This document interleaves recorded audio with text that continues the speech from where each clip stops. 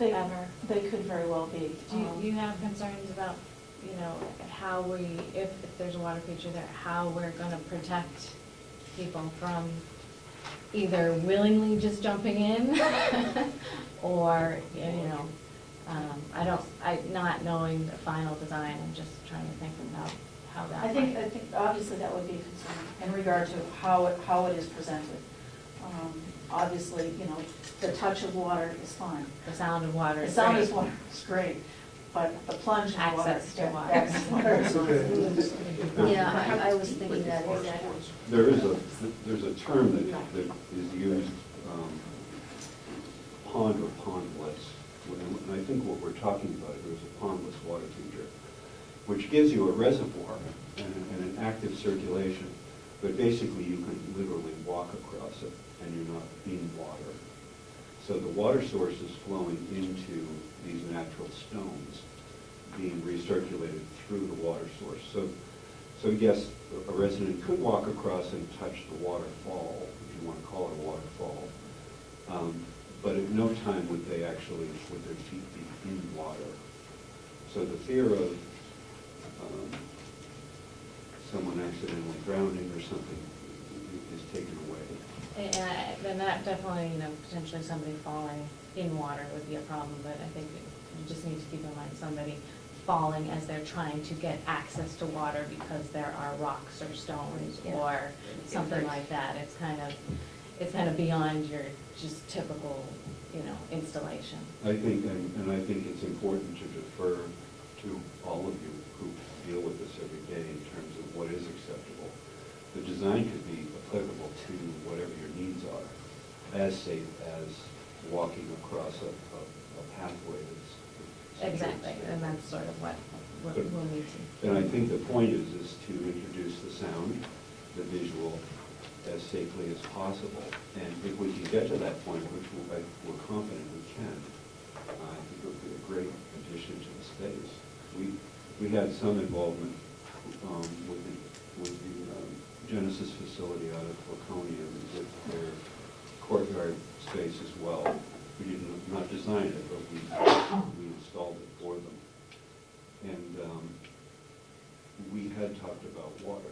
The problem with that space was it was too limited. There were more critical things to deal with. So it was on the table. We had somewhat of an approved installation. It's just, it was mixed because Additional cost? no, it wasn't a cost item. It was more, we would rather have these variable walking surfaces for the therapeutic application of residents to keep them to gravel paths versus paper paths. And we just ran out of space. That's really what the limitation is.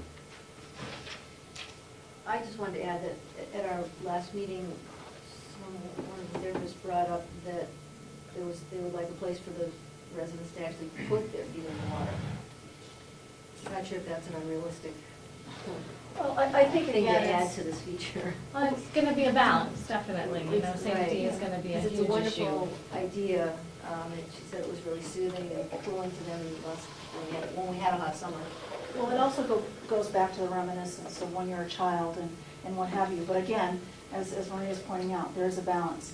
And there are a lot of wants, but the issues of what in the space makes sense. And I think we need to look to that. Right, because there'd have to be access to get their feet in, and then we don't want that access to be available. There's no one there with them. So. Exactly, if it's something that can be, some little fence portion can be moved so that, when somebody is out there, it can be done, and a resident can't figure out how to do it by themselves, it will be a challenge. It's a design challenge. Yes. And I just want to say, other than hose bibs, we don't have water available out there now, so it very well could be a challenge to get that out there. But, That would be an applicable source. I mean, if you're running 3/4 that's all you would need. yeah, we have hose bibs available, but we don't have an underground water source available at this time. And, I'm sorry, I have one more question. So we're speaking about irrigation in those garden areas. Were you also anticipating irrigation in other areas of the site? We are, just, at least I think we're looking at a temporary system. I don't know if you wanted to chime in, Bob, but he had concerns about not, you know, I'm not a irrigation lover, but I think Belknap won't guarantee plant material unless there's some kind of irrigation set up, at least to get the plants established. And I think there was a question about whatever other lawn, there's a lot of lawn area. I don't know if that you had intent to be watering those areas out around this front area here where there aren't plantings. Is that, have you talked about it? I think I'll talk with Chris Cass about that. I know, there's no intention. There is no intention, No. okay. So Yeah, there's no clear. irrigation in the lawns now. Right. Right. Depending on Mother Nature. The garden space itself and what we do is, we'll primarily be using a drip system within the confines of the garden space, and then direct source to the trees and shrubs, which is a single emitter of irrigation. So it's a very low volume system. It could be, it's set up on a timer, so it's basically not a maintenance type situation, although that situation can change if you want it to change. With access to the clock, you can readjust the times that you need it during the season. And typically they're set up with rain sensors that are mounted to the side of the building, which is it's just a simple sponge that absorbs moisture in the air, and it tells the system when it has just rained, so the system does not turn on. And when the sponge dries out, it's telling it it's time to go back into the cycle. So. Doesn't that system have to be cleaned at some point in time? No, not if you're running off a domestic source. If you're coming out of a lake or a pond, even the filters will have what's called a back flush. So every month, a timer will back flush that system into a filtered application to clean itself out. But where you're running directly off of your source, sediment is not an issue. Even for the sponge? Yeah, it's encased, so I'm just trying to figure out why mine doesn't work. Oh. They're not a perfect system, ever. I mean, things happen. You know, you could be scheduled for Monday, Wednesday, and Friday, and it pours rain on Tuesday, and the sponge is dry by Wednesday, so you're getting watered again. It's a human system that we've devised to do our best to keep plants alive. I mean, my focus is to work with the native plants so that and to get them planted properly so that they can adapt. And so I think if we think about a irrigation system that can run for 2 years and then look at what we've got in terms of plant And I think success. if whatever irrigation system you want to use is fine, as long as you plan on it being used off of hose bibs and not any type of permanent installation.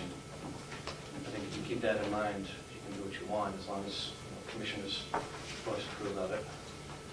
Typically, and we can get into this a little later in terms of the volume needed. On a typical commercial application, we're asking for a minimum of a 3/4 supply. If we're at or below 3/4, what you're doing is you're needing to add a few more zones. And I'll just say this briefly. Basically, a zone will allow you only the amount of water that you can supply to do that one area. And you move from cycle to cycle through the zones, so you're not overtaxing the system, taking more water than it can actually supply. So that's, when we do an irrigation plan, we look at the amount of plants in a certain area, their demand of water, and then we zone it appropriately. So I think rather than to confuse the issue here, what we do is find out what the final plan is, look at what we have to source water from that is obviously fixed at this point, and see if that will work for us. So I think it's a step-by-step process.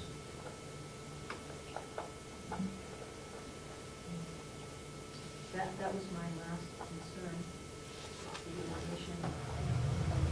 I want to get back to the paving. Uh-huh. The paving area is just this area right here? Right. Well, right. Oh, you mean like walkways? The walkway? What is that material? It's asphalt. Asphalt? Okay. That's what it's scheduled to be right now. But, you know, that's just what we've shown on our plans, so we're showing egress out of that space. What Carol had shown on her plans is different. And you were, as we were walking in, we were just talking about material for paths. In terms of something that is a paving, but with a different kind of, something more interesting, or? Yeah, it's basically, it's a slight alteration. It's called exposed aggregate, where on your final coat, you're rolling in a keystone, which is a soft, round pebble that's embedded into the black asphalt. Gives it a slightly different look. It's a little cooler under feet during the summertime. It takes the same amount of use. You can plow it, you can snow blow it, you can do anything you want. The second application is one of the new epoxy finishes that, again, is a direct asphalt application with that same pebble. And we've used that in commercial applications before. We were skeptical, but we've had snowplows running over them for 2 years and not one pebble has popped. It's pretty amazing. Yeah, we And just it's even kinda- enough, it's even enough for wheelchairs? Yeah, it's still very smooth. We've actually just kind of reviewed this through for some of the main entranceway walk, and we've ended up going with a smooth, a broom finish concrete there because of the issue with both walkers and wheelchairs. Really needs to be a very smooth surface. That would be my concern with that. So is that the area underneath the covered entry? Is that what you're talking about? Yeah, we're gonna be doing a colored concrete, alternating with the small areas of smooth finish concrete, so the larger areas will be a broom finish. Is that the only area that you're using concrete, or is it possible to use that? There's all sorts of possibilities. Okay, so that's still. Our placeholder for the courtyards was just an asphalt walkway. We eliminated a lot of concrete because of the cost involved and went to blacktop. The other thing you need to keep in mind is, we did explore the pebble kind of finish, which is marvelous, but not for the setting. The other thing is where we're dealing with residents with cognitive issues, they will attempt to pick up the pebbles and/or not walk because of the issues of the contrast. So again, it's all of these, it's very small things, but very, very important things as far as dealing with the cognitively impaired. Okay, moving along. I think we would need to, any questions for me? I guess I'll talk with Chris about that. But I would talk with you about those path alternatives, so I communicate with you. Yeah, I'm just not kind of sure where we are in the overall design of, and schedule and things like that. Yeah, I really want to get to the point when are some of these plants going to be put in, and in particular, the entranceway area for an open house, we're talking about sometime the end of August. So we want some plantings in prior to that.